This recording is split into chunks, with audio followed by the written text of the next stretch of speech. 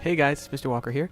So in a previous lesson, we learned about how we can subtract using a tape diagram and how we can unbundle or regroup those numbers if we need to make sure that we can subtract from numbers and that the value is great enough that we could subtract where we need to. And we watched a Khan Academy video and a couple things to see how we can do that if we needed to multiple times across a number. So what we're going to do today is we're going to practice that a little bit more and see how we can unbundle or regroup if we need to subtract across multiple place values. We're also going to use the tape diagram as well to practice with that a little bit more. And then we're going to see what happens when we need to subtract across zeros, which is a unique situation you're going to come across from time to time, but it's good to have those skills to be able to use them when you see it. So the first thing is to make sure that you have something to write on, something to write with.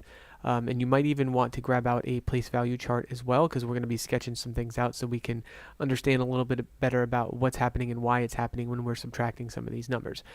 So once you have that and you're ready to go ahead and click continue and we'll keep moving on.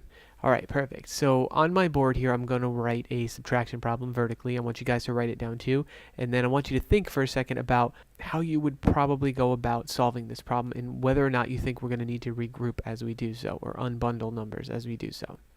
Okay, so here's my subtraction problem to start us off, right? We're going to subtract 253,421. From that, we're going to subtract 75,832. So that's what we're subtracting. So I'm going to go ahead and draw that in a tape diagram just so I can visualize it a little bit. So my whole number to start would be that 253,421.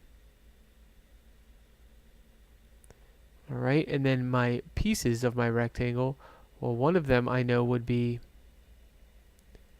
75,832,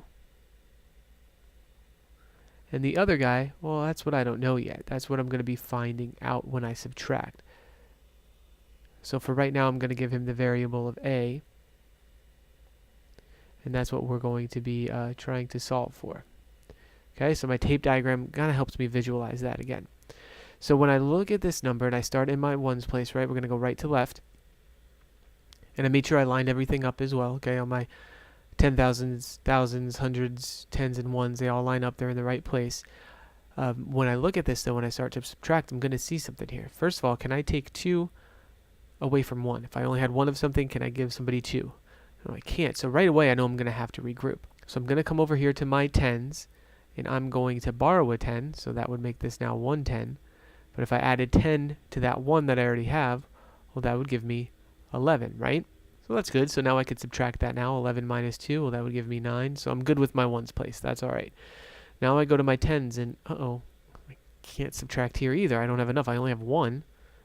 I can't give you 3. So I'm going to have to go to my hundreds place. I'm going to borrow 100 from there, right? I'm going to ungroup 100. So now I'm only going to have 3 hundreds left here, and one of the hundreds I'm going to bring over here in the form of 10 tens. Since I only have 1 10, 1 10 plus 10 tens will give me 11 tens. So now I'm not going to have 1 there anymore. Now this is going to be 11, okay? So now I could take 3 away from 11. That's easy enough. That would give me 8. And then I could keep moving. So I'm going to come down here to my hundreds place and, same thing again. All right. So I don't have enough. I only have 3. I can't take 8 away from that. So I'm going to have to go to my thousands. I'm going to unbundle 1,000. So I'll take this guy down to 2,000. If I added 1,000 over here in the form of 10 hundreds, well, that would now be 13 hundreds. Because I already had 3 plus 10 more hundreds will give me 13 hundreds. And now I could subtract. 13 minus 8 will give me 5. Perfect, and I could keep going. Why don't you try the next couple yourself, and then we'll come back and discuss it in a second. Alright, so when I get to my thousands place value, once again, I can't take 5 away from 2. There's not enough. So I'm going to go over here to my 10,000s, unbundle one of them, so that means I'll only have 4 10,000s left. I'll bring a 10,000 over here in the form of 10,000s. Add the 10 to the 2, and that will give me 12. So this isn't 2 anymore, now it's 12, and I could subtract, and that will give me 7. Perfect. Keep on moving along. 4 minus 7, not going to work, right? So I'm going to have to borrow from my 100,000s. So now I only have 100,000 out here. I'll bring over 100,000 in the form of 10 10,000s, which will give me 14,000. 14 minus 7 would be 7. So that guy's good to go, and then 1 minus nothing is 1. So our final answer here is 177,589. So A would be 177,589. So we can regroup across multiple place values in the top, right? Not a problem. We've practiced this. We could see it. It's not a problem. We've practiced this. We could see it take place. We know what to do in this situation. Yeah, it's a little tricky. Yeah, it's a little more time consuming, but we know what to do. That we know the strategy behind it. Sometimes, though, we're going to come across numbers that have nothing but zeros in the top here, and that's going to look a little bit different and require us to do a couple different things when we're subtracting, okay? So let's take a look at what that would look like, and this is where we're going to get out that place value chart to help us visualize this a little bit more. Okay, so I have my place value chart up here and ready to go. I have a problem here of 1,000 minus 528. Okay, and you can see I got a lot of zeros going on here, and that's going to cause some, I wouldn't say issues, but that's going to cause me to do a couple other steps when we solve this problem.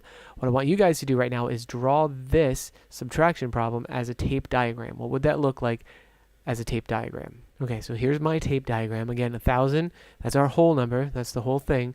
So each box, one of these boxes, or one of these rectangles is going to be 528. The other one is going to be A. All right, so that can kind of help us visualize it. We're solving for A. We're solving for this piece right here. So let's think about the number that we have as 1,000 in our place value chart. How would we display that, represent that in our place value chart? Well, that was pretty easy, right? I only have 1,000, so I can represent that right there. Easy. All right, so let's take a look at our problem real quick.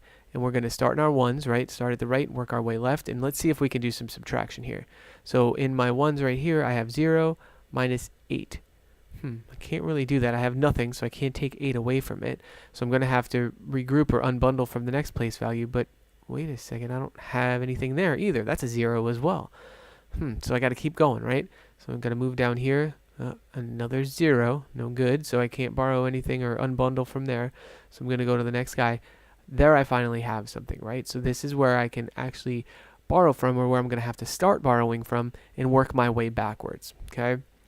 To kind of represent that visually down here on our place value chart, I'm going to be unbundling this 1,000, right? And I'm going to unbundle it into 10 hundreds. So 1, 2, 3, 4, 5, 6, 7, 8, 9, 10. So if I had 10 hundreds, well, I could definitely subtract this guy here in my hundreds, but I still have to do my tens and my ones. I still have to have something for them as well.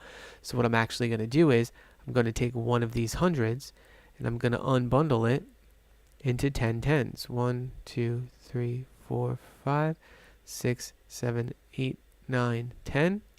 Okay, so which would take care of my tens. That guy would be okay now. But I'm going to have to do the same thing for my ones. So I'm going to borrow, or I'm going to unbundle a 10, and I'm going to make it into 10 ones. 1, 2, 3, 4, 5, 6, 7, 8, 9, 10. So now I could do some subtracting, right? Now I have enough in each of those place values to help me subtract. So moving things back up here to kind of replicate what we just did down here, I unbundled this 1,000, right? So now I'm left with nothing. And I unbundled it into 10 hundreds, okay, which is what I had here. But I had to unbundle one of those 10 hundreds, so then I only had 9 left, and I had to unbundle it and bring it over here, which gave me 10 tens. All right. The same thing happened though for my ones. I had to unbundle one of those 10s, so I only had 9 left now, and I was able to make my 10 into 10 ones. And then I don't have to borrow any more from there. We're good there. So that guy can stay at 10. But everything else has to change. And we have to unbundle them and move them down. So now I can subtract, right? So now if I have 10 minus 8, well, that's going to give me 2. 9 minus 2 will give me 7. And 9 minus 5 will give me 4. So my answer is 472. That's what A would be equal to. 472. So you can see subtracting across zeros like that, definitely not impossible, but it takes a little more time because you have to keep going from right to left until you find a number that you can actually unbundle. Then you have to unbundle it down the line until you get back to your ones, and then that guy will be okay. Everything else we unbundled to 10, but then we had to take one of those to unbundle to use for our next place value, and so on down the line. So hopefully seeing that with the place value chart visually like that helps you to understand how we're actually unbundling and then how we have to keep unbundling as we go down the line. If you need some more practice with that, please reach out, let me know, let your learning guide know, just let anybody know so we can get you the help that you need. After this video, there's a bonus video that goes over subtracting through zeros as well in a different way. So if you want to stay tuned for that, if you want a little extra practice for it, you can watch that as well. But I thank you guys very much for watching this lesson with me now. Please let me know if you have any questions, comments, or concerns, and we'll talk to you soon. All right, thanks.